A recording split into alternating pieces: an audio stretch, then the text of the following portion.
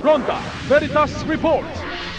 Serbisyong pangkalusugan nakahanda na ring umalalay sa mga deboto para sa isasagawang traslasyon ng Poong Jesus Nazareno. Pag-uulat mula kay Nolan Ariola. Maraming salamat mga kapanalig. Naglatag ng command post ang Philippine Red Cross sa Kartilya ng Katipunan malapit sa Manila City Hall bilang bahagi ng opisyal na paghahanda para sa pista ng Poong Jesus Nazareno. Layunin ng inisyatibong ito na mapabilis ang pagbibigay ng first aid at agarang pagtugon sa anumang emerhensya na maaring mangyari sa gitna ng inaasang pagdagsa ng mga deboto sa pagdiriwang. Magde-deploy naman ng 1,261 na tauhan at voluntaryo para sa taunang pista ng Poong Jesus Nazareno sa Maynila ngayong Biyernes.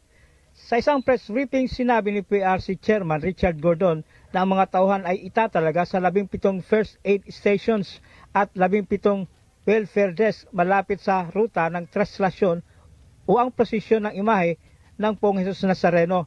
Ang PRC ay magdi-deploy ng 17 first aid aiders on wheels, 12 scooters para sa roving, 19 na ambulance services on the ground, 20 standby ambulance, 2 rescue boards at 3 rubber boats para sa water rescue. Para sa isang ligtas at maayos na traslasyon, hinihikayat ang mga deboto na sundin ang mga paalaala at direktiba ng Quiapo Church at mga autoridad. The long and short of it is, safety, ang kaligtasan ng tao natin ang inaatupon natin. Pagdating sa ospital, meron kayo 17 foot patrol. Yung foot patrol, sinabi ko na sa inyo, may bandera yun. Alright? And we have 1,261 volunteers. Umaalala yan. Meron pa yung 143 and 44 kada sa halimbawa ang ruta masisura doon sa Quirino Plaza may tao doon. Para sa Nazareno 2026 Devotion, Traslasyon, Mission, ako inyong kapanalig Nolan Ariola, sumainyo ang katotohanan. Ronda Veritas Report.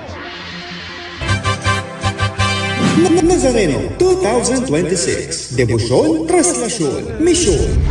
Veritas 846 Special Coverage.